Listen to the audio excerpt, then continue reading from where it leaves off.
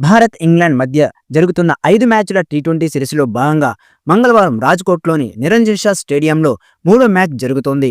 ఈ మ్యాచ్లో team India toss గెలిచి ఫీల్డింగ్ ఎంచుకుంది. ఇక ఈ మ్యాచ్లో India senior star bowler Shami entry ఇచ్చాడు.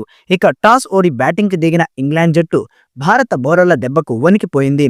20 ఓవర్లో 171 పరుగులు మాత్రమే చేసింది. టీమిండియా బౌలర్లు సమిష్టిగా రాణించి ఇంగ్లాండ్ని కట్టడి చేశారు.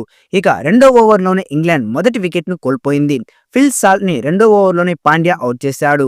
కానీ ఆ తర్వాత బెన్ డకెట్, జాస్ బట్లర్ జట్టును ఆదుకున్నారు. ధాటిగా ఆడిన బెన్ డకెట్ హాఫ్ సెంచరీతో ఆకట్టుకున్నాడు.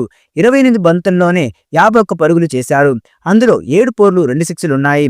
హాఫ్ సెంచరీ చేసి ప్రమాదకరంగా మారిన డకెట్ని అక్షర్ పటేల్ అవుట్ చేశాడు.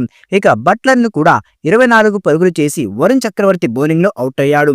ఆ తర్వాత వరుణ్ చక్రవర్తి తన మాయాజాలం మొదలుపెట్టాడు. వరుస ఓవర్లో వికెట్లు తీసి ఇంగ్లాండ్ని భయపెట్టాడు. 4 ఓవర్లోనే 24 పరుగులు మాత్రమే ఇచ్చి 5 వికెట్లు తీశాడు. తన కెరీర్లో టీ20లో 5 వికెట్లు తీయడం ఇది రెండోసారి. వరుణ్ దెబ్బకు ఇంగ్లాండ్ ఆటగాళ్లు నిలవలేకపోయారు.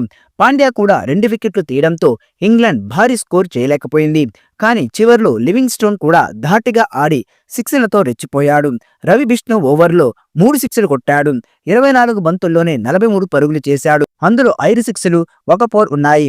దాంతో 20 ఓవర్లో 9 వికెట్లు కోల్పోయి 171 పరుగులు చేసింది ఇంగ్లాండ్. వరుణ్ చక్రవర్తి 5 వికెట్లు తీయగా పాండ్యా 2, అక్షర్ పటేల్, రవి విష్ణు తలో వికెట్ తీశారు. ఇక టీమిండియాకు 172 పరుగుల టార్గెట్నిచ్చింది. టీమిండియా ఆటగాళ్లు ఫామ్లో ఉన్నారు కాబట్టి ఓపెనర్లతో పాటు టాప్ ఆర్డర్, మిడిల్ ఆర్డర్ రాణిస్తే టీమిండియా విజయం సాధించే అవకాశాలున్నాయి. ఈ వీడియోపై మీ అభిప్రాయాన్ని కమెంట్ బాక్స్లో తెలియజేయండి. వీడియో మీకు నచ్చితే లైక్ చేయండి, షేర్ చేయండి, కమెంట్ చేయండి. మరిన్ని అప్డేట్స్ కోసం మన ఛానల్ని సబ్స్క్రైబ్ చేయండి. పక్కనే ఉన్న గంట సింబల్ని గట్టిగా కొట్టండి.